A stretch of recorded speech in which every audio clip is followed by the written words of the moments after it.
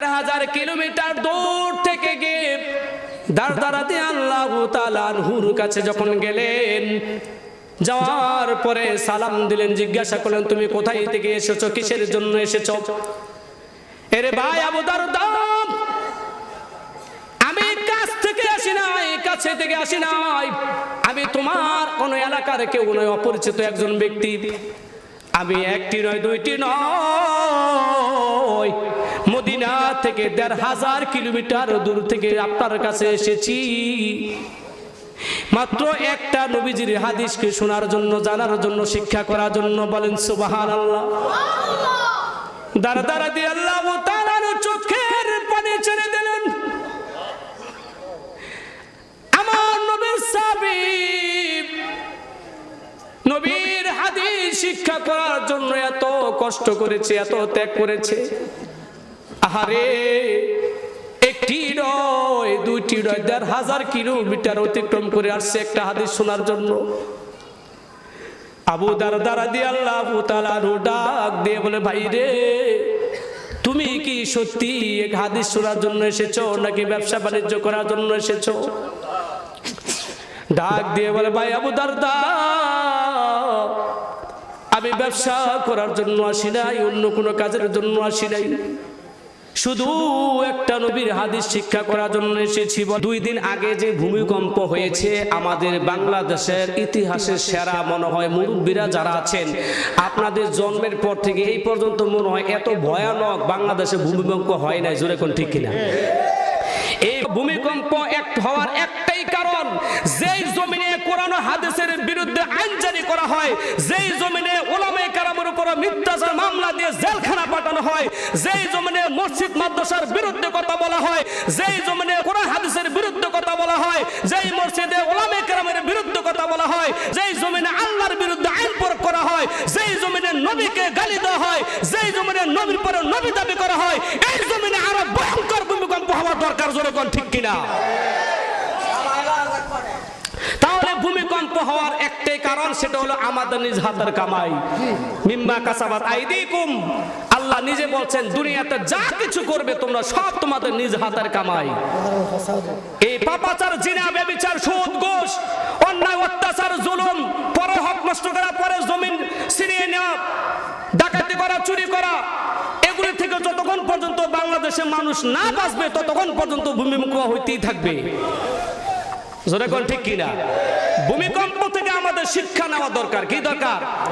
আমরা আফসোস, আজকে বাংলাদেশের মুসলমান আফসোস, এত বড় ভূমিকম্প হয়েছে, এত বড় ভয়ানক একটা বিপদ ঘটেছে, এরপর আমরা মুসলমান শিক্ষা গ্রহণ করি না। জোরে কোন ঠিক কিনা? পরের দিন মনে হয় ফজরের নামাজের জামাত একটা মুসলমান বাড়ে নাই। কি কোন আপনারা? আর কমছে। রাত্রে যে টেনশনে ঘুমাইতে পারে না, সেই জন্য ফজর নামাজের খবরই নেই। তা আমরা হলাম নিমুখর। আমরা কি, যদি আমরা শুকরিয়া আদায় করতাম যে আল্লাহ তোমার দয়া পৃথিবীতে বেঁচে আছি, এই পৃথিবীতে আল্লাহর দয়া ছাড়া পৃথিবীতে কারো থাকার ক্ষমতা নাই। জোরে কোন ঠিক কিনা? ফেরাউনও বাঁচতে পারে না, নমরুদও বাঁচতে পারে না, আমিও বাঁচতে পারবো না, আপনিও বাঁচতে পারবেন না। জোরে কোন ঠিক কিনা? এজন্য শুকরিয়া আদায় করা দরকার। আল্লাহ নবীকে প্রথমেই ইলম দান করেছেন। কি দান করেছেন? প্রথমে কি দান করেছেন? ইলম দান করেছেন, অর্থাৎ ইকরা বিসমি রাব্বিকাল্লাযী খলাক। আল্লাহ নবীকে প্রথমে জিবরাইল আলাইহিস সালাম এসে বলছেন আপনি পড়ুন, ইকরা, আপনি পড়ুন। আল্লাহ নবী কি বলছেন? আলাইসা বিকরা, আমি পড়তে পারি না, আমি জানি না। কারণ নবী যে জীবনে কোনোদিন স্কুল কলেজে ভার্সিটিতে কোথাও যায় নাই, মাদ্রাসা যায় নাই, মক্তবে যায় নাই। যে জীবনে যেই জায়গা না গেছে এই জায়গা সম্পর্কে কিছু বুঝবে না। জোরে কোন ঠিক কিনা? কাঁচা মরিচ এক বিদেশি আইছে আমাদের বাংলাদেশে, সে তো জানে না গুলমরিচ, কাঁচা মরিচ ধাক ঝাল, সে তো জানে না। সে মনে করছে বাঙালি খাইতেছে, তো সে মনে করছে মানে খুব ভালো লাগে, স্বাদ লাগে। আর বাঙালি খুব চালাক, সে যে খাইতেছে কোনো রকম করে না, না জালে কোনো রকম চেহারার মধ্যে বাঁচতেছে, সে যে চাটায় চাটায় খাইতেছে, মনে করছে কি মজা জানি লাগতেছে। তো বিদেশি লোকটা কই, দেও আমাকে দেও, তার বাসায় বলছে আর কি, আমাকে কিছু দেও, আমিও খাই। খাবি? হ্যাঁ। যখন কাঁচামরিচ মনে করে নাকে রাখাতে ঘুরাইতেছে, এটা বুঝে না এটা জাল না চুকা না থিতা, যাই জীবনে খাইছে না বুঝবো। তো যখনই মুখে দিছে মাশাআল্লাহ মিষ্টি দিয়েও তার জাল সেরাতে পারে না। তো নবীজি জীবনে কোনোদিন কোরআন কি জিনিস, পড়া কি জিনিস, লেখা কি জিনিস নবীজি জীবনে জানেই নাই। নবীজি পড়বে কিভাবে? জিবরাইল আলাইহিস সালাম বলে আপনি পড়ুন। আল্লাহ নবী বলেন আনা লাইসা বিকর, আমি পড়তে পারি না। একবার নয়, দুইবার নয়, তিনবার বলার পরে আল্লাহ নবী বলেন এখনো কিন্তু নবীজি পারে না, পড়তে পারে না। জিবরাইল আলাইহিস সালাতু ওয়াস সালাম এইভাবে বুকে ধরে চাপ দিয়ে ছেড়ে দিয়েছেন, ইকরা আপনি পড়ুন, পড়তে পারে না। আবার ধরে ছেড়ে দিয়েছে, ইকরা আপনি পড়ুন, পড়তে পারে না। আবার পরে ছেড়ে দিয়েছে। এখন নবীজি বলেন কি পড়বো আমাকে বলে দাও। আল্লাহু আকবার বলেন। আল্লাহ নবী বিশ্ব নবী রাহমাতুল লিল আলামিন জিবরাইল আলাইহিস সালামকে যখন বললেন আমি কি পড়বো আমাকে বলে দাও, জিবরাইল আলাইহিস সালাম তখন শুরুতেই বলেছিলেন ইকরা বিসমি রাব্বিকাল্লাযী খলাক। ওগো নবীজি সর্বপ্রথম আপনি পড়ুন আপনার ওই রবের নামে যিনি আপনাকে সৃষ্টি করেছেন। বলেন সুবহানাল্লাহ। সর্বপ্রথম নবীকে আল্লাহর পরিচয় তুলে ধরলেন। প্রথমেই কিন্তু আল্লাহ রাব্বুল আলামিন ইলম দান করেছেন। কি দান করেছেন? ইলম দান করেছেন। এই কোরআন আয়াত নাজিল করার মাধ্যমে বুঝাইলেন এই পৃথিবীতে যা কিছু হবে শুরুতেই কোরআন শিক্ষা করতে হবে। বলেন সুবহানাল্লাহ। কারণ আপনি নামাজ পড়বেন, রোজা রাখবেন, হজ করবেন, যাকাত করবেন, ব্যবসা বাণিজ্য করবেন, খেত খামার করবেন, চাকরি করবেন, যা কিছু এভরিথিং যা কিছু করবেন আপনি সব ইলম দরকার। জোরে কোন ঠিক কিনা? আপনি যদি ইলমই না থাকে তাহলে আপনি কিভাবে ব্যবসা করবেন? আপনি যদি ইলমই না থাকে আপনি কিভাবে নামাজ পড়বেন? কোরআন তো একটা জিনিস, কোরআন শুধু হুকুম। কোরআন কি? হুকুম। কোরআনের মধ্যে প্র্যাকটিক্যাল কোনো কিছুই নাই। কোরআনের মধ্যে নামাজ কিভাবে পড়বেন সেটা নাই, রোজা কিভাবে রাখবেন সেটা নাই, হজ কিভাবে করবেন সেটা নাই। কোরআন হচ্ছে হুকুম। কোরআন কি? এই হুকুমের প্র্যাকটিক্যাল আল্লাহ পাক হাদিসের মাধ্যমে নবীর মাধ্যমে দেখাই দিয়েছেন। সুবহানাল্লাহ। কোরআনের ব্যাখ্যা হচ্ছে হাদিস। কোরআনের ব্যাখ্যা কি? হাদিস। হাদিস ছাড়া কোরআন কেউ বুঝবে না। যারা কোরআন মানে হাদিস মানে না, আর যারা হাদিস মানে কোরআন মানে না তারা ভণ্ড। জোরে কোন ঠিক কিনা? বাংলাদেশের জমিনে একদল আছে যারা কোরআন মানে হাদিস মানে না, আরেক দল আছে হাদিস মানে কোরআন মানে, আরেক দল আছে কোরআন মানে না হাদিসও মানে না। কথাটা বুঝতে পেরেছেন? তো কোরআন শিক্ষা দরকার আছে না নাই? ইলমে দ্বীন, এক কথা দ্বীন শিক্ষা করা। দ্বীন শিখতে হবে। কারণ দ্বীন সম্পর্কে, ইলম সম্পর্কে, দ্বীন সম্পর্কে আল্লাহ তাআলা কোরআনের মধ্যে বলছেন। সূরা বাকারার 269 নম্বর আয়াতে আল্লাহ তাআলা বলেন ইউতিল হিকমাতা মান ইয়াশাউ ওয়া মান ইউতাল হিকমাতা ফাকাদ উতিয়া খায়রান কাসীরা।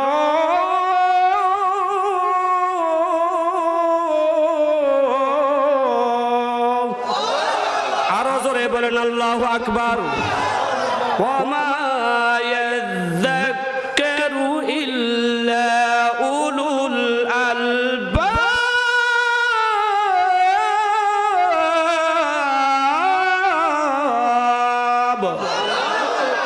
আল্লাহ রাব্বুল আলামিন বলেন আল্লাহ যাকে ইচ্ছা করেন তাকে দ্বীনের সঠিক জ্ঞান দান করেন। বলেন সুবহানাল্লাহ।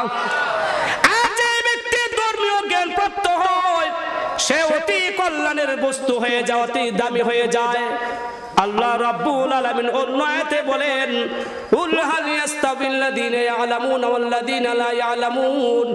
আল্লাহ বলেন যারা জানে আর যারা জানে না তারা কখনো সমান হতে পারে না। অর্থাৎ যারা আলেম আর যারা আলেম না তারা কখনো সমান হতে পারে না। কে বলেছেন? আরো জোরে বলেন কে বলেছেন? এই জন্য আমাদের ইলম জ্ঞান শিক্ষা দরকার আছে না নাই? আল্লাহ নবী ইবনে মাজার 242 নম্বর হাদিসে আল্লাহ নবী বলেন তলাবুল ইলমি ফরিদাতুন আলা কুল্লি মুসলিম।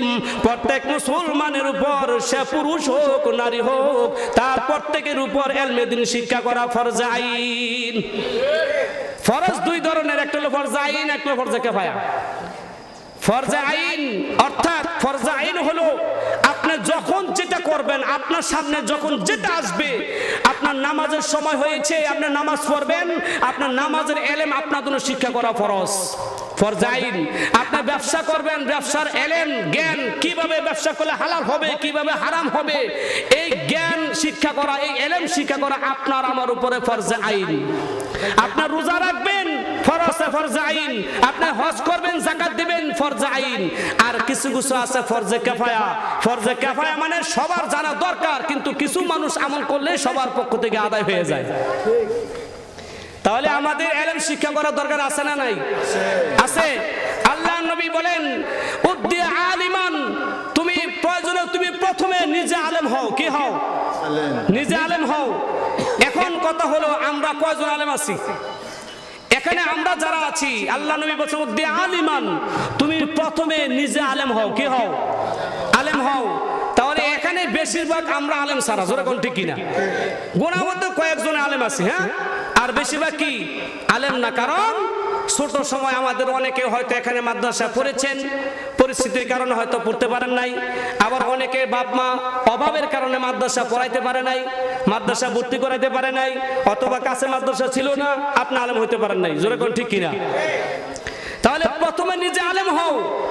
উদ্দি আলিমান, আল্লাহ নবী বলেন তুমি প্রথমে নিজে আলেম হও। আও মুতাআল্লিমান, তুমি যদি নিজে আলেম না হতে পারো তাহলে অন্তত আলেমের ছাত্র হও। কি হও? ছাত্র হও। তুমি যদি নিজে আলেম না হতে পারো তাহলে তুমি আলেমের ছাত্র হও, অর্থাৎ আলেমের কাছে যাও, আলেমের কাছে গিয়ে তুমি শিক্ষা গ্রহণ করো, আলেমের কাছে গিয়ে শিক্ষা করো। এই সুযোগও যদি তোমার না হয়, তুমি যদি আলেমের কাছ থেকে তুমি শিক্ষা গ্রহণ করতে না পারো, তুমি যদি ছাত্র না হতে পারো, আও মুস্তামিআন, তাহলে ওয়াজ নসিহত যেখানে হয়, ওয়াজ মাহফিল যেখানে হয়, যেখানে উলামায়ে কেরাম আলেমগণ কোরআন ও হাদিস থেকে আলোচনা করে, কোরআন থেকে আলোচনা করে, সেই আলোচনাগুলি তোমরা মনোযোগ দিয়ে বসে বসে শোনো। তাহলে আল্লাহর নবী বলছেন তোমরা আলেমদের কথা মনোযোগ দিয়ে শোনো। তাহলে শুনতে হইলে কাছে আসতে হবে। জোরে কোন ঠিক কিনা? পুরন্তর মধ্যে শুনলে চলবে না। তাহলে শুনতে হলে কাছে আসতে হবে। যারা এদিক সেদিক আছে আপনারা কাছে এসে বসে তারপরে শুনেন। কে বলেছেন? আল্লাহ বলেছেন। বলে নবীজি বলছেন। কে বলেছেন? নবীজি বলেছে মুস্তামিআন, তুমি আলেম হইতে পারো নাই, তুমি ছাত্র হইতে পারো নাই, কিন্তু তুমি উলামায়ে কেরাম আলেমদের মুখ থেকে যে কথাগুলি বলবে, এই কথাগুলি তুমি মনোযোগ দিয়ে শোনো। তাও যদি তুমি না পারো, তোমার ভাগ্যে যদি আলেম না হইতে পারো, তুমি যদি ছাত্র না হতে পারো, তুমি যদি আলেমের কথা না শুনতে পারো, তোমার দুর্ভাগ্য, তোমার দুর্ভাগ্য যে এত বড় এত সুন্দর মাহফিল আয়োজন করেছেন, কিন্তু তুমি প্যান্ডেলের ভিতরে এসে আলেমদের কথা তুমি শুনতে পারো না, তুমি হতভাগা। জোরে কোন ঠিক কিনা? তুমি হতভাগা। তুমি যদি কথা না শুনতে পারো তাহলে আরেকটা কাজ করো, আও মুহিব্বান, আলেম কাছে হোক দূরে হোক, দূর থেকে তাদের জন্য তুমি দোয়া করতে থাকো, মুহাব্বত করো, ভালোবাসো। কি করো? তাদেরকে তুমি অন্তর দিয়ে মুহাব্বত করো, ভালোবাসো। মুহিব্বান অর্থাৎ তুমি তাদেরকে ভালোবাসো, কাছে থাকো আর দূরে থাকো, যে অবস্থায় থাকো না কেন তুমি আলেমদেরকে অন্তর দিয়ে মুহাব্বত করবে, ভালোবাসবে। আর আমাদের বর্তমানে হালত হলো, অবস্থা হলো, সামনে যখন থাকে ততক্ষণ প্রশংসা, দূরে গেলে সুরের সমালোচনা। জোরে কোন ঠিক কিনা? দূরে গেলে সুরের সমালোচনা শুরু হয়। আমাদের বর্তমানে বিভিন্ন জায়গায়, রাস্তাঘাটে এবং দোকানপাটে, চায়ের আড্ডা খানায় এমন অবস্থা হয়েছে, বসলেই শুধু গীবত আর গীবত। জোরে কোন ঠিক কিনা? আর হুজুর গীবত ছাড়া অন্য কোনো গীবতে আলোচনা হয় না, আর বেশিরভাগ কি হয়। তাহলে আলোচনা সমালোচনা না করে পর্যালোচনা করেন। কি করেন? সমালোচনা না করে পর্যালোচনা করেন। আপনার ভালো গুণগুলি বলে খারাপ গুণগুলি ছেড়ে দেন। নবী তো বলছেন যে তুমি মুমিন মুসলমানের ভালো গুণগুলি তুমি প্রকাশ করো, খারাপ গুণগুলি তুমি কি করো? হজব রাখো, গোপন রাখো। তুমি যদি কোনো মুমিন মুসলমানের দোষ ত্রুটি গোপন রাখো, আল্লাহ রব্বুল আলামিন কাল কিয়ামতের ময়দানে তোমার দোষ ত্রুটিও গোপন রাখবেন। এখন আমরা কি করব? আলেমদের পর্যালোচনা করব, আলেমদের গুণাগুণগুলি আমরা প্রশংসা করব। কারণ পৃথিবীতে কিয়ামত পর্যন্ত নবী আর আসবে না। জোরে কোন ঠিক কিনা? নবী দরজা বন্ধ হয়ে গেছে, নবুয়তের দরজা বন্ধ হয়ে গেছে। আনা খাতামুন নবিয়্যিন লা নাবিয়্যা বাদি। আল্লাহর নবী বলেন যে আমার পরে কোনো নবী নাই, আমি হইলাম শেষ নবী। তাহলে নবীজি যেখানে বলেছেন যে নবীর পরে নবী নাই, আল্লাহ পাক বলেছেন যে খাতামুন নবীন, আল্লাহ পাক বলেছেন আপনি হইলাম শেষ নবী, আমি নবুয়তের মধ্যে মোহর মেরে দিয়েছি, তালা মেরে দিয়েছি। অতএব নবীর পরে যদি কোনো ব্যক্তি নবী মানে তাহলে সে শয়তান ছাড়া আর কিছু না, জোরে কোন ঠিক কিনা? তাহলে সে অনুযায়ী কাদিয়ানি কাফের। কাদিয়ানি কি? কাফের। আমি বলবো কাদিয়ানি কাদিয়ানি, আপনারা বলবেন কাফের কাফের। কারণ কাদিয়ানিকে যারা কাফের না বলবে সেও কাফের। অমুসলিম ঘোষণা, রাষ্ট্রীয়ভাবে অমুসলিম ঘোষণা করতে হবে, জোরে কোন ঠিক কিনা? নবীর পরে নবীর দাবি করা মানে আমাদের মুসলমানের নবীর উম্মতের উপরে জিগজিগিতে আঘাত করা, জোরে কোন ঠিক কিনা? 98% মুসলমানের দেশে বিপুল পরিমাণ ঈমান থাকতে, নবীর উম্মত থাকতে, আমরা এই বাংলার জমিনে নবীর পরে নবী হতে, নবীর পরে নবী দাবি করবেন আমরা দিতে পারি না। তাহলে আমি বলবো কাদিয়ানি কাদিয়ানি, আপনারা বলবেন কাফের কাফের, বলতে পারবেন না? কাদিয়ানি কাদিয়ানি, জোর হয় না, জোর হয় না। কাদিয়ানি কাদিয়ানি, আরো জোরে কাদিয়ানি কাদিয়ানি। আপনি যদি জোরে বলেন আল্লাহ খুশি হবেন, নবী খুশি হবেন, এই জন্য জোরে বলবেন। কারণ কাদিয়ানি কাদিয়ানি অমুসলিম ঘোষণা করার জন্য আমরা বহুত আন্দোলন করেছি, যে জোরে কর ঠিক কিনা? এই জন্য কাদিয়ানি অমুসলিম ঘোষণা করতে এবং কাদিয়ানের যত পণ্য আছে সব আমরা বয়কট করবো, জোরে কর ঠিক কিনা? কাদিয়ানিদের যারা আশিক হলো তোমরা তাদের উম্মত বলো না, জোরে কোন ঠিক কিনা? কাদিয়ানিদের যারা আশিক হলো তোমরা তাদের উম্মত বলো না, উম্মত বলো না, উম্মত বলো না, উম্মত বলো না, উম্মত বলো না, তোমরা তাদের উম্মত বলো না, তোমরা তাদের উম্মত বলো না। কাদিয়ানি হলো ইবলিস শয়তান, তার পিছু নিয়েছে এক জাগো শয়তান, আরো জোরে কোন ঠিক কিনা? কাদিয়ানি হলো ইবলিস শয়তান, তার পিছু নিয়েছে এক জাগো শয়তান, তারা সবাই ধর্মহারা, যে যাবে সেও হারা, জোরে কোন ঠিক কিনা? কাদিয়ানিকে যারা নবী মানে কোরআন হাদিস তারা অমান্য করে, জোরে কোন ঠিক কিনা? কাদিয়ানিকে যারা নবী মানে কোরআন হাদিস তারা অমান্য করে, কোরআনকে অমান্য করে যারা, কাফের ফতোয়া সবার দ্বারা, জোরে কোন ঠিক কিনা? যারা কোরআন হাদিস অমান্য করে তারা কি কাফের, তারা কি সেই অনুযায়ী কাদিয়ানি কাফের। প্রমাণ পাইছেন তো? কাদিয়ানি কাফের, আল্লাহর কালাম আর নবীর হাদিস অনুযায়ী কাদিয়ানি কাফের। তো যাই হোক, আমরা কি করব? উলামায়ে কেরামদেরকে মহব্বত করব, ভালোবাসবো, জোরে কোন ঠিক কিনা? কারণ উলামায়ে কেরাম হলো নবীর উত্তরসূরি। নবীর কি উত্তরসূরি? আল উলামা ওয়ারাসাতুল আম্বিয়া। আল্লাহ নবী বলেন উলামায়ে কেরাম হচ্ছে আমার ওয়ারিস, আমার কি ওয়ারিস। অতএব উলামায়ে কেরাম যেটা সিদ্ধান্ত নেবে, যেটা গ্রহণ করবে, যেটা বলবে আমরা সেটাই মানবো, জোরে কোন ঠিক কিনা? তো এখন 4 নাম্বার, আল্লাহ নবী বলেন তুমি যদি মহব্বত না করতে পারো উম্মত, তুমি এত হতভাগা, তোমার অন্তরে গুনাহে ভরপুর হয়ে গেছে, যার কারণে তুমি উলামায়ে কেরামদেরকে ভালোবাসতে পারো না। তবে একটা মেসেজ দিই আপনাদেরকে, মেসেজটা হলো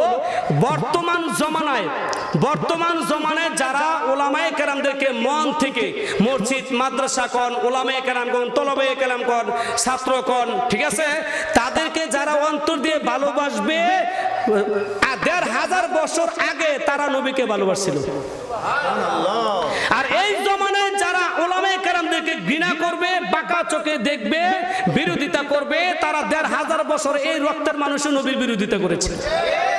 এই জমানায় যদি নবী আসতো, এই জমানায় যদি নবী আসতো, তাহলে এখন বর্তমানে যারা উলামায়ে কেরামের বিরুদ্ধে আচরণ করে তারা নবীকেও বিরোধী করতো।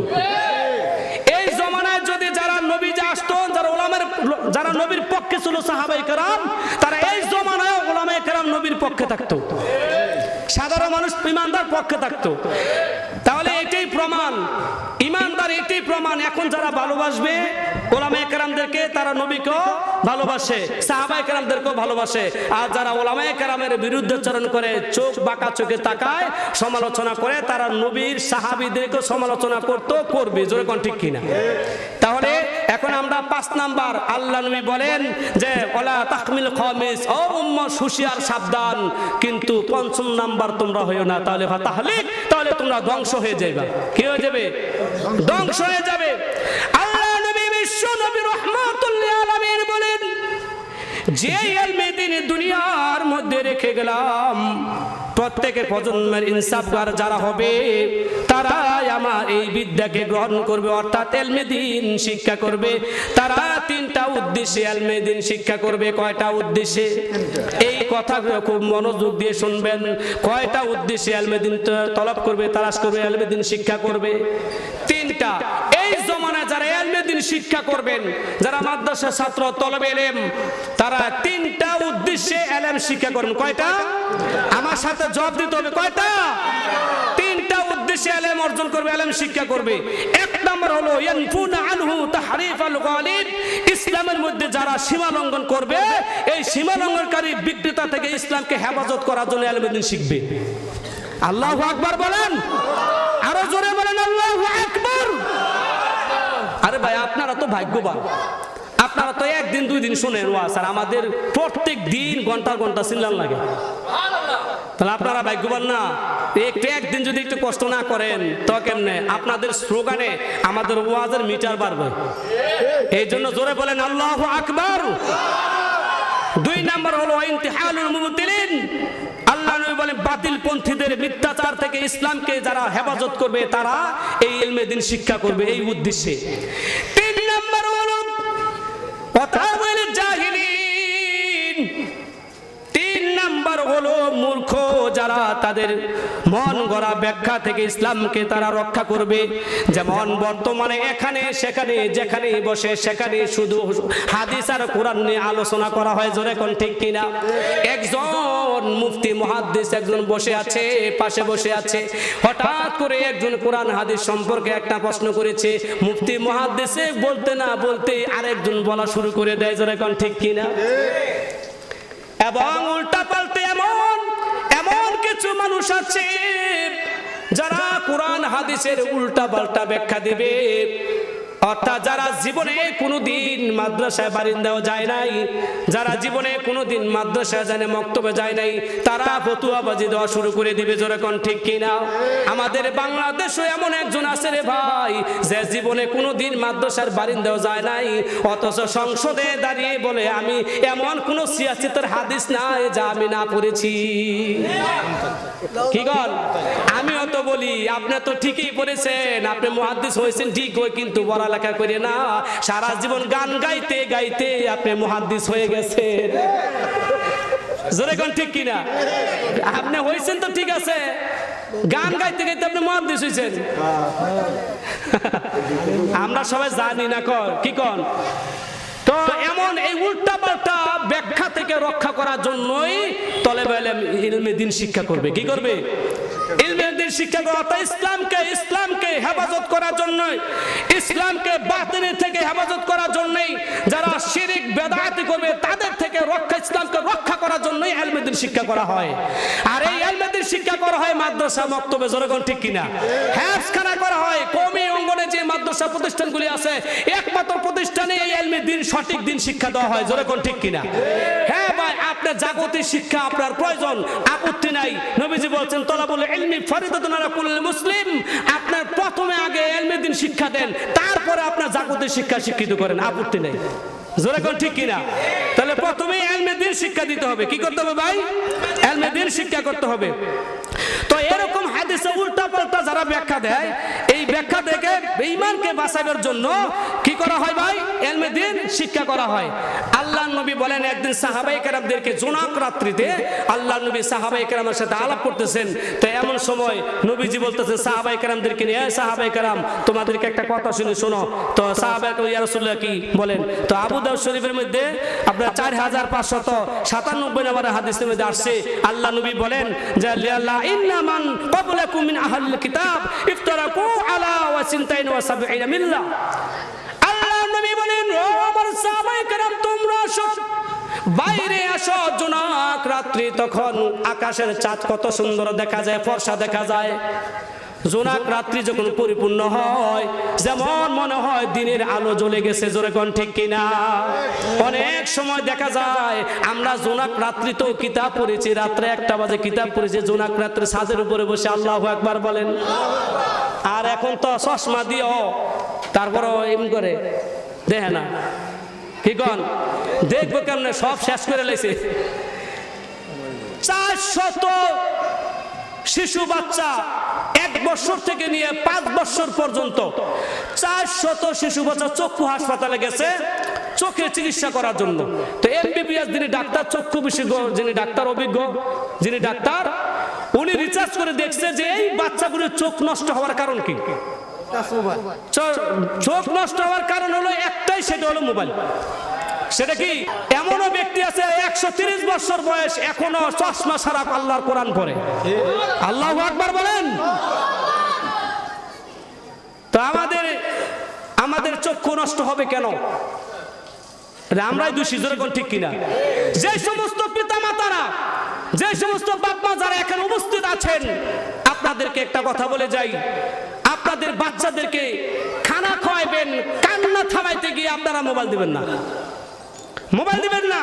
বহুত বাপ মা আছে কান্না থামাইতে গিয়ে বাচ্চার কয় মোবাইল না দিলে খায় না, খায় না। এটা আপনি অভ্যাস করছেন, জোরে কোন ঠিক কিনা? এটা আপনি অভ্যাসে পরিণত করছেন। খাবে না কেন? আমাদের বাচ্চারা খায় কিভাবে? আমার ছেলে আছে আলহামদুলিল্লাহ, আমার ছেলে তো 8 বছরে আলহামদুলিল্লাহ হাফেজ হয়ে গেছে, আলহামদুলিল্লাহ বলে। 8 বছর বয়সে হাফেজ হয়ে গেছে, 1 বছর লাগছে তার হাফেজ শেষ করতে। আমার ছেলেকে আমার কি মোবাইল নাই নাকি? আমার ফ্যামিলি, আমার পরিবার টাচ মোবাইল ব্যবহার করছে না। এখন প্রয়োজনে দেই কে? এখন তো ছেলে দূরে আছে আলহামদুলিল্লাহ। কেন দেই নাই? সে বলে যে তুমি তো থাকো বাইরে, সে তো আমার কাছে থাকে, সে তো মোবাইল চাবে, এই জন্য টাচ ব্যবহার করে নাই। 1 বছর লাগছে, ওর সাথে যারা শুরু করছে এখনো শেষ করতে পারে নাই। তাহলে 1 বছরে কেন লাগছে? এটা কারণ আছে।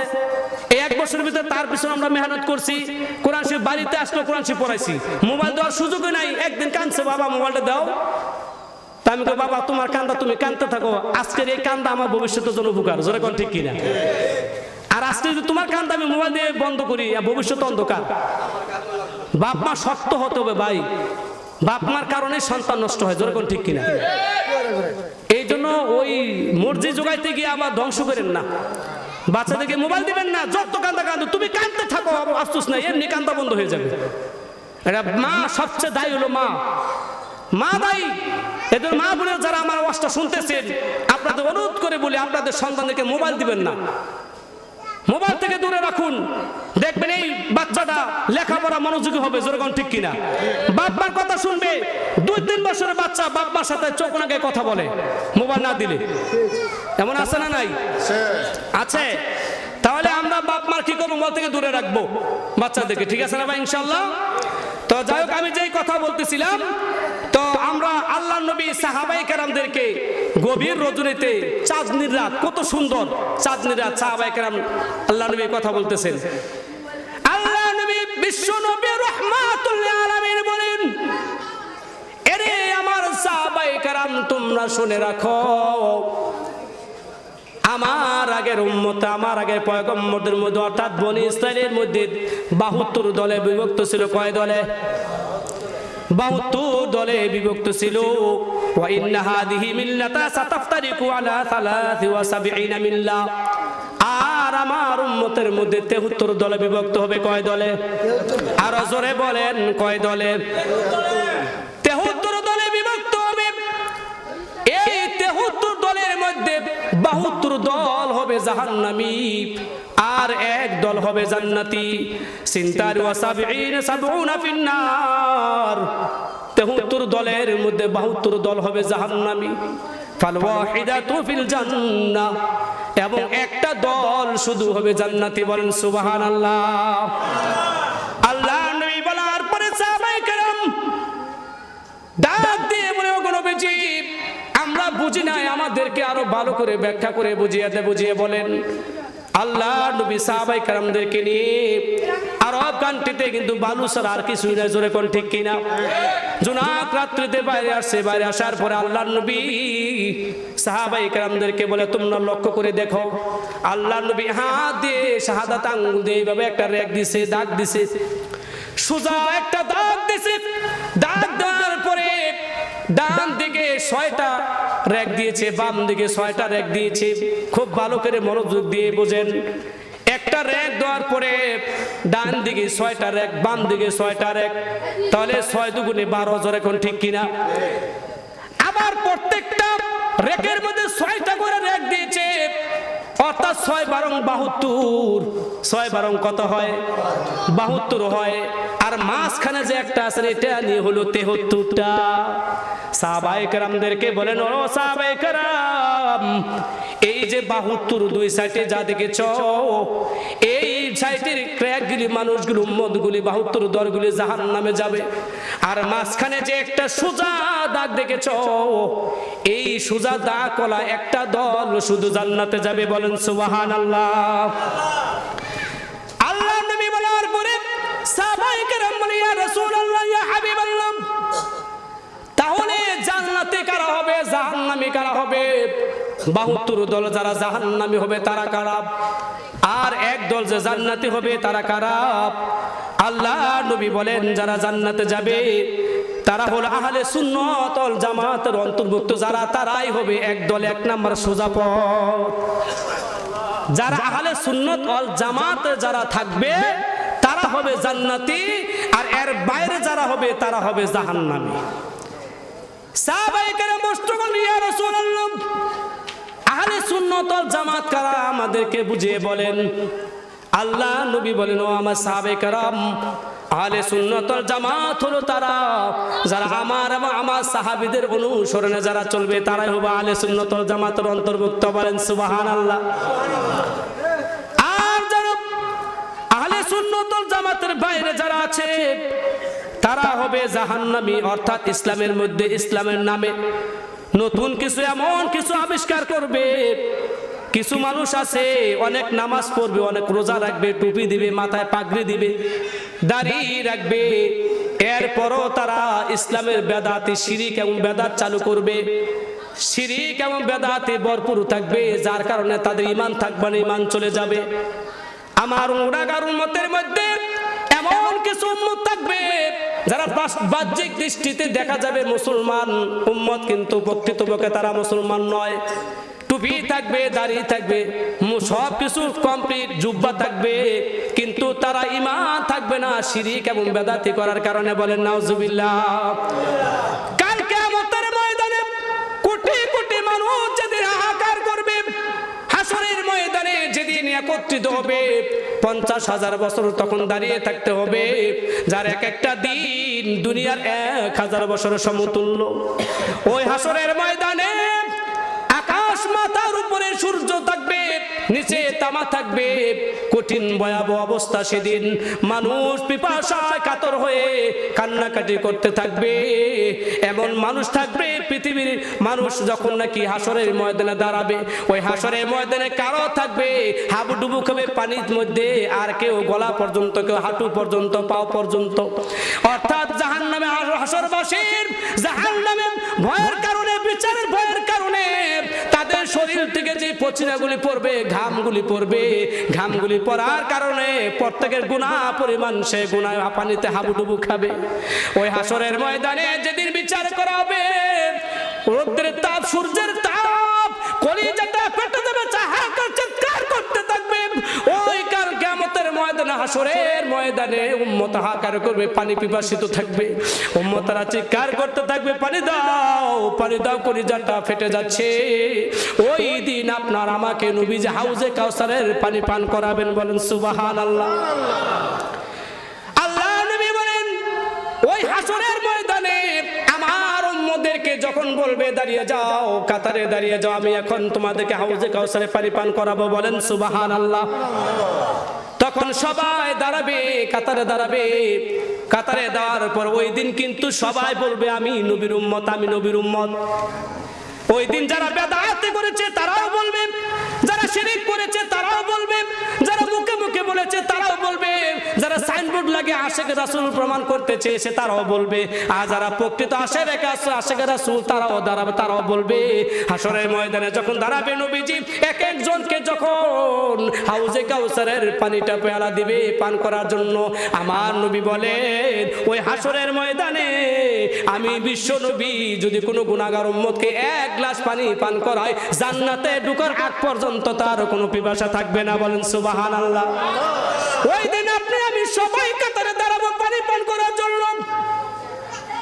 এমন সময় কিছু কিছু উম্মত থাকবে বেদাতি, যারা শিরক করেছে, বেদাতি করেছে, বেদাত করেছে, আল্লাহ পাক তখন মাঝখানে পার্টিশন দিয়ে দিবেন, পর্দা দিয়ে দিবেন, পর্দা ফেলে দিবেন। আল্লাহ নবী ডাক দিয়ে বলে, প্রভু গো, আমার গুনাহগার উম্মত হাহাকার করতেছে, পানি পিপাসায় কলজাটা ফেটে যাচ্ছে, আপনি কেন পর্দা ফেলে দিলেন, মাঝখানে কেন পার্টিশন দিলেন? আল্লাহ পাক ডাক দিয়ে বলে, নবী গো, আপনি যে দিন দুনিয়াতে রেখে আসছিলেন, কোরআন হাদিস রেখে আসছিলেন, আপনি তো জানেন না তারা যে কি কামগুলি করেছে। তারা মুসলমান হওয়ার পরও, আপনার উম্মত হওয়ার পরও দুনিয়াতে বেদাতি চালু করেছে, বেদাতি করেছে আর শিরক করেছিল। এমন সময় আল্লাহ নবী বলেন, সুহকান সুহকান, তোমরা দূর হয়ে যাও। কাতারে যখন দাঁড়াবে, দুনিয়ার মধ্যে যখন এমপি মন্ত্রী আসে, তখন কিন্তু পুলিশ বিডিআর মাধ্যমে কাতার সোজা করা হয়, যেন উশৃঙ্খল সৃষ্টি না হয়, যেরকম ঠিক কিনা। এরপরও কিন্তু কাতার ভেঙে তারপরে কাছে চলে যায়। কিন্তু ওই দিন কোনো পুলিশ বিডিআর থাকবে না। ওই দিন শুধু আল্লাহ একটা ঘোষণা দিবেন, আমতাজুল ইয়াউমা আইয়ুহাল মুজরিমুন,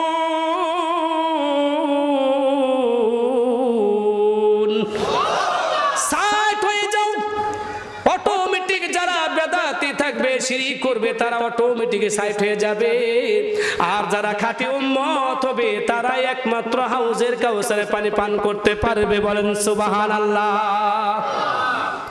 এই সমস্ত বেদাতিরে যারা হবে, তারা হবে 72 কাতারের মধ্যে একজন। কয় কাতারের মধ্যে? 72 কাতারের মধ্যে একজন হবে। এই জন্য তো আল্লাহ নবী বলেন, বুখারী শরীফের মধ্যে আসছে 71 নম্বর হাদিসের মধ্যে নবীজি বলেন, মাই ইউরিদুল্লাহু বি খায়রুল ফাকহি ফিদ্দীন, আল্লাহ যার কল্যাণ চান, আল্লাহ যার মঙ্গল চান, তাকে আল্লাহ তাআলা ধর্মীয় জ্ঞান দান করেন। তাকে কি করেন? আল্লাহ তাআলা ধর্মীয় জ্ঞান দান করেন। সবাই তো মাদ্রাসায় পড়তে পারে না, সবাই তো আলেম মুহাদ্দিস মুফতি হতে পারে না, জোরে কোন ঠিক কিনা? আমাদের ছোট সময় বালো বিটা যখন আমরা লেখাপড়া 98 সালে যখন লেখাপড়া করি, শত শত ছাত্র ছিল, শেষ পর্যন্ত 2-4 জন টিকছে, জোরে কোন ঠিক কিনা? আর সব নষ্ট হয়ে গেছে। সবাই তো আলেম হতে পারে না, আল্লাহ পাক যাকে কবুল করে সেই আলেম হতে পারে, জোরে কোন ঠিক কিনা? তো যাই হোক, তো ইলমের দিন আমরা শিক্ষা করব। নবীজি বলেন, তালাবুল ইলমি ফরিদাতুন আলা কুল্লি মুসলিম, প্রত্যেক মুসলমানের উপর, ছেলে হোক, মেয়ে হোক, পুরুষ হোক, মহিলা হোক, সকলকে ইলমের দিন শিক্ষা করা কি ফরজ। আর আজকে আমরা আফসোস, বাড়ির লাগালে, বাড়ির কাছে আপনার আশেপাশে মাদ্রাসা আছে, এরপরও মাদ্রাসায় দেয় না, এরপরও নিজে ইলমের দিন শিক্ষা করে না, জোরে কোন ঠিক কিনা? উতুলুল ইলমা লাউ কানা বিসিন, তোমার যদি প্রয়োজন ইলমে শিক্ষা করার জন্য প্রয়োজনে তুমি চীন দেশে যাও, তারপরে ইলম শিক্ষা করো। আজকে তো আমাদের চীন দেশে যাইতে হয় না, আমাদের বাড়ির আশেপাশে মক্তবা আছে, মাদ্রাসা আছে, জোরে কোন ঠিক কিনা? আপনাদের ছেলে মেয়েদেরকে, ছেলে হইলে হাফিজি মাদ্রাসায় দিবেন, পুরুষ মাদ্রাসায় দিবেন, আর মেয়ে হইলে মহিলা মাদ্রাসায় দিবেন। কাদের সন্তান আছে মাদ্রাসা পড়ার মতো, তারা কে কে মাদ্রাসায় দিবেন? হাত তোলেন। যাদের আছে, যাদের নাই তারা না, যাদের আছে। আল্লাহ পাক আমাদের সকলকে দ্বীনি প্রতিষ্ঠানে শিক্ষা দেওয়ার তৌফিক দান করে, বলেন আমিন। এখন কথা হলো, মুরব্বীরা যারা আছেন এখানে, তারা বলতে পারেন, প্রশ্ন করতে পারেন আমাকে যে হুজুর, এখন তো আমরা কি মাদ্রাসা যাওয়া সম্ভব? মক্তব যাওয়া কি সম্ভব? বুড়ো হয়ে গেছি, মক্তব যাইতে পারা সম্ভব না? অবশ্যই সম্ভব। বর্তমানে চলতে ফিরতে একটা মাদ্রাসা আছে না নাই? আরে ভাই, তাবলীগে যান, শর্মা লজ্জার কিছু না তো। ওইখানে দেখবেন বুড়া বুড়ারা গিয়া এই আলিফ বা তাসা এগুলি বলে, জোরে কোন ঠিক কিনা? আপনি তাবলীগে গিয়া কমপক্ষে আপনার পুরা কোরআন শিখতে হবে না, আপনি অন্তত যতটুকু নামাজ পড়লে প্রয়োজনীয় অর্থাৎ সূরা ফাতিহা সহ 5টা সূরা অন্তত ফরজে আইন আপনার জন্য শিক্ষা করে। কারণ 4 রাকাতের উপর তো নামাজ নেই আছে, ভুল কমে যদি কেউ 5 রাকাত পড়ে আলাই সেটা ভিন্ন জিনিস, কি কর ভুলে যদি পড়ে আলাই, কিন্তু এমনি তো 4 রাকাতের উপর নামাজ নেই আসেনি। তাহলে কমপক্ষে সূরা ফাতিহা সহ কয়টা সূরা শিক্ষা করা ফরজ? 5টা সূরা। এই 5টা সূরা আপনি বাড়িতে থেকে শিখতে পারবেন না, কোথায় যেতে হবে? মাদ্রাসায় যেতে হবে, প্রতিষ্ঠানে যেতে হবে। আপনার তাবলীগে চলে যান, কিছু কিছু মানুষ আছে কয় তাবলীগে কি বউ তাই বেপরদায়, আরে ভাই বউ বেপরদা আমনে পর্দা করেন আগে, জোরে কোন ঠিক কিনা? আর আগে নিজে শিখেন, তারপরে আপনি আপনি আগে শিখেন, নিজে অন্ধ আর জন্য পর্দা দেবো কেমনে? আপনার শিখতে হবে আগে। সাহাবায়ে কেরাম আগে নিজে ইলমের দিন শিক্ষা করেছেন নবীর কাছ থেকে, সাহাবায়ে কেরামকে স্ত্রীদেরকে শিক্ষা দিয়েছেন। আপনারা আগে শিখেন, পরে স্ত্রীদেরকে শিখাইবেন। আল্লাহ পাক আমাদের সকলকে তৌফিক দান করুন, বলেন আমিন। আর ইলমের দিন শিক্ষা করা কঠিন কিছু না। কেন? ইলমের দিন শিক্ষা করলে আল্লাহ তাআলা কঠিন বিষয়কে আল্লাহ তাআলা সহজ করে দেন, বলেন সুবহানাল্লাহ। আল্লাহ নবী বলেন মান সালাকা তরিকান ইয়ালতামিসু ফীহি ইলমান সাহালাল্লাহু লাহু বিতরিকিন ইলাল জান্নাহ। আল্লাহর নবী বলেন যেই ব্যক্তি ইলমের দিন শিক্ষা করার জন্য রাস্তায় বাইর হয়, আল্লাহ পাক বলেন, আল্লাহ নবী বলেন সাহালাল্লাহু লাহু বিতরিকিন ইলাল জান্নাহ, আমি আল্লাহ তার জন্য ইলমের দিন শিক্ষা করার রাস্তাটা সহজ করে দেই, বলেন সুবহানাল্লাহ। আমরা তো কাছে শিখতে যাই না, কাছে মাদ্রাসা শিখতে যাই না, কিন্তু সাহাবায়ে কেরাম ইলম শিক্ষা করার জন্য এমন পিপাসিত ছিলেন, 1 মাইল 2 মাইল নয়, হাজার হাজার মাইল, হাজার হাজার মাইল অতিক্রম করে পায়ে হেঁটে তারপরে ইলমের দিন শিক্ষা করতে, তারপরে সাহাবায়ে কেরাম দৌড় দিয়েছেন। আবু দারদা রাদিয়াল্লাহু তাআলা একজন সাহাবী আছে, ওই সাহাবী দামেস্কে থাকেন, আর মদিনা থেকে দামেস্ক 1500 কিলোমিটার। কয় হাজার কিলোমিটার? একজন সাহাবী একটি মাত্র একটা হাদিস শোনার জন্য, একটি মাত্র একটা হাদিস পড়ার জন্য, শিক্ষা করার জন্য মদিনা থেকে দামেস্কে মসজিদে চলে গেছেন 1500 কিলোমিটার দূরে। সুবহানাল্লাহ। কয় হাজার কিলোমিটার? আমরা তো শুনতে মনে হয় যে একবারে স্বাভাবিক, কি কন? এখন যদি কোনো বুড়াকে বলি, কোনো যুবক ভাইকে বলি তুমি বাবুরহাট হেঁটে যাও, এই যে দেখেন, কিন্তু ছোট সময় আমি দেখছি পূজা নিয়ে বাবুরহাটে চলে গেছে। কি গেছেন না নাকি? মুরব্বিরা যারা আছেন গেছেন না? আর এখন এমন সুখী বাংলাদেশ, এত উন্নত হয়েছে, 2 মিনিটের রাস্তা, এরপরে হ্যাঁ হাইটা যেত না, রিক্সা অটো, কি কন? তা আমাদের ডায়াবেটিস হবে না কার হবে? আমরা রোগী হবে না, প্যারালাইসিস হবে কার হবে? যারা ঠিকমতো চলাফেরা করে, নামাজ রোজা করে, তাদের সহজে ডায়াবেটিস কোন আর প্যারালাইসিস এগুলো হয় না, জোরে কোন ঠিক কিনা? যারা অলস তাদেরই হয়। এই জন্য 1500 কিলোমিটার কি মনে করেছেন এখনকার মতো এত রাস্তা না? আহা, পাহাড় পর্বত, বালু, রাস্তা নাই, কিচ্ছু নাই, গাড়ি নাই, টাকা নাই, পয়সা নাই, কিচ্ছু নাই। 1500 কিলোমিটার মদিনা থেকে দামেস্কে। কয় হাজার কিলোমিটার? 1500 কিলোমিটার অতিক্রম করে একটা হাদিস শোনার জন্য গেছে। সুবহানাল্লাহ বলেন, জোরে বলেন আল্লাহু আকবার, আরো জোরে বলেন আল্লাহু আকবার। 1500 কিলোমিটার দূর থেকে গিয়ে দারদা রাদিয়াল্লাহু তাআলা আনহুর কাছে যখন গেলেন, যাওয়ার পরে সালাম দিলেন, জিজ্ঞাসা করলেন তুমি কোথায় থেকে এসেছো, কিসের জন্য এসেছো? এরে ভাই আবু দারদা, আমি কাছ থেকে আসি নাই, কাছে থেকে আসি নাই, আমি তোমার কোন এলাকার কেউ নয়, অপরিচিত একজন ব্যক্তি। আমি একটি নয়, দুইটি নয়, মদিনা থেকে 1500 কিলোমিটার দূর থেকে আপনার কাছে এসেছি মাত্র একটা নবীজির হাদিসকে শোনার জন্য, জানার জন্য, শিক্ষা করার জন্য। বলেন সুবহানাল্লাহ। দারদা রাদিয়াল্লাহু তাআলা চোখের পানি ছেড়ে দিলেন। আমার নবীর সাহাবী, নবীর হাদিস শিক্ষা করার জন্য এত কষ্ট করেছে, এত ত্যাগ করেছে। আহারে, একটি নয়, 2টি হৃদয় 1,500 কিলোমিটার অতিক্রম করে আসছে একটা হাদিস শোনার জন্য। আবু দারদা রাদিয়াল্লাহু তাআলা ডাক দিয়ে বলে, ভাই রে, তুমি কি সত্যি এক হাদিস শোনার জন্য এসেছো নাকি ব্যবসা বাণিজ্য করার জন্য এসেছো? ডাক দিয়ে বলে, ভাই আবু দারদা, আমি ব্যবসা করার জন্য আসি নাই, অন্য কোনো কাজের জন্য আসি নাই, শুধু একটা নবীর হাদিস শিক্ষা করার জন্য এসেছি। বলেন সুবহানাল্লাহ। আল্লাহ নবী বলেন, নবীজি বলেন, যারা ইলম অর্জন করে, কোরআন পড়ে, কায়দা পড়ে, তখন তারা যদি রাস্তায় যখন বাইরে হয়ে যায়, ওই সমস্ত তলেব ইলম যারা কষ্ট করে লেখাপড়া করে ইলম দিন শিক্ষা করে, যারা মাদ্রাসায় পড়ে কোরআন হাদিস শিক্ষা করে, কোরআন এবং হাদিস শিক্ষা করে, ওই সমস্ত তলেব ইলম যখন রাস্তাঘাটে চলাফেরা করে, আল্লাহর নবী বলেন, ফেরেশতারা তাদের সম্মানার্থে পাখাগুলি, ডানাগুলি তাদের জন্য বিছিয়ে দেয়। বলেন সুবহানাল্লাহ। পৃথিবীর কোন এমপি মন্ত্রীর জন্য এরকম বিছানা বিছায় দেওয়া হয় না। যদিও আমাদের বাংলাদেশে মাঝে মাঝে প্রধানমন্ত্রী আসলে দেখলাম একটা লাল ফিতা বিছাই দিত, জোরে কোন ঠিক কিনা? লাল ফিতা বিছাই দিত সম্মানজনক করার জন্য। কিন্তু আল্লাহ পাক বলেন, যে জনগণের মাধ্যমে আমি আল্লাহ সম্মানিত করি, আমি আল্লাহর বিরুদ্ধে যখন চলে যাইবে, আবার সেই জনগণ দিয়েই তোমাকে অপমান বেজ্জতি করব। কিন্তু তলবে ইলম এমন একজন তলবে ইলম, এমন একজন মানুষ যাদের বেজ্জতি হওয়ার কোনো সম্ভাবনা নাই। আল্লাহ নবী বলেন, যখন কোন তলবে ইলম রাস্তা দিয়ে হেঁটে যায়, তখন ফেরেশতারা সম্মান তাদের পাখাগুলি, ডানাগুলি বিছিয়ে দেয়। বলেন সুবহানাল্লাহ। শুধু তা নয়, যে কবরবাসীর কাছে দেয়া যাবে, ওই কবরবাসীর আযাব সম্মানার্থে আল্লাহ রাব্বুল আলামিন তাৎক্ষণিক বন্ধ করে দেন। বলেন সুবহানাল্লাহ। তাহলে তলবে ইলম মর্যাদা আছে না নাই? আল্লাহর নবীর ফাদলুল আলিমি আলাল আবিদি কাফাদুল কমার আলা সাইরিল কাওয়াকিব। আল্লাহ নবী বলেন, ও আমার সাহাবায়ে কেরাম, তোমরা শুনে রাখো, একজন আলেমের মর্যাদা, একজন তলবে ইলমের মর্যাদা তুমি জানোনি কতটুকু?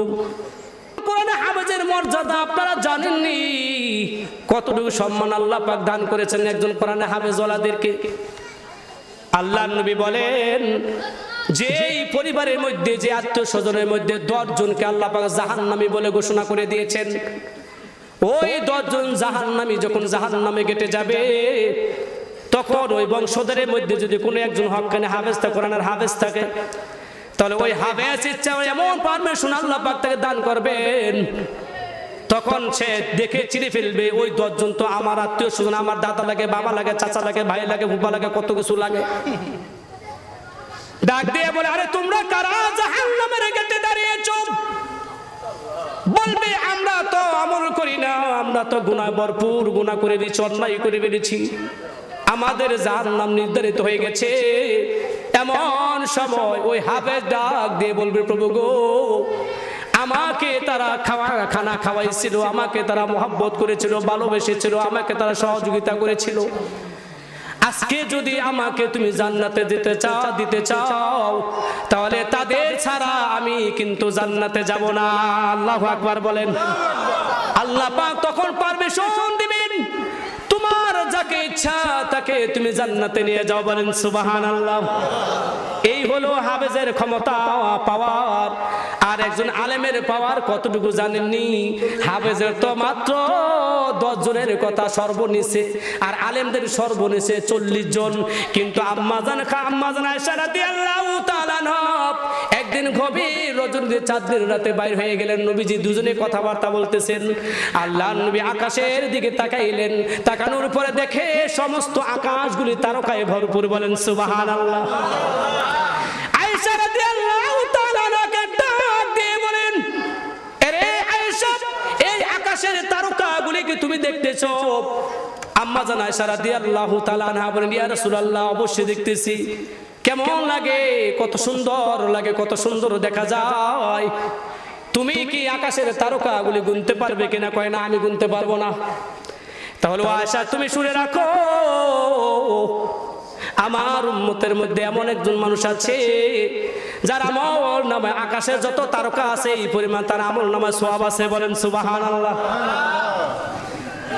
আয়েশা রাদিয়াল্লাহু তাআলা আনহা মনে মনে বলেন এটা তো আমার আব্বা ছাড়া আর কেউ আমল নামা হতে পারে না।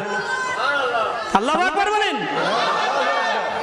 কিন্তু আল্লাহ নবী ডাক দিয়ে বলে ওইসব এই তারকা পরিমাণ যত আকাশে যত তারকা আছে এই পরিমাণ নেকি হলো আমার উমরের আমল নামায়। বলেন সুবহানাল্লাহ, বলেন আল্লাহু আকবার। যখন উমরের কথা বলছে মনটা বাজার হয়ে গেছে, আমি কি ধারণা করছি আর হইল কি। হ্যাঁ, নবীজি আম্মা জান আয়েশার দিকে তাকায় মুসকি মুসকি হাসে। কি হাসে? মুসকি মুসকি হাসে। আয়েশা তুমি মনে করছিলে তোমার আব্বার কথা বলবো? আল্লাহু আকবার বলেন। আল্লাহ নবী কি বুঝে না? জি বুঝে। নবীজি ডাক দিয়ে বলে ও আয়েশা তুমি শুনে রাখো, এই আকাশের তারকা একদিন গণনা করা সম্ভব। জোরে কোন ঠিক কিনা? কিন্তু আমার উম্মতের মধ্যে এমন একজন বান্দা আছে, এমন একজন উম্মত আছে যা আকাশের তারকা কেন তার আমল নামে এত নেকি আছে, এত নেকি যা গণনা করা সম্ভব নয়। সেটা হলো আর কেউ নয়, সেটা হলো তোমার পিতা আমার সাহাবী আবু বকর। আল্লাহু আকবার জোরে বলেন। আম্মা জান আয়েশা হাসি দিলেন। আল্লাহু আকবার বলেন। আরে ভাই কিছু হাসি দিলেও সওয়াব হবে। যে মুহূর্তে হাসি দিয়েছেন এইটাও সওয়াব। আল্লাহু আকবার জোরে বলেন। আল্লাহ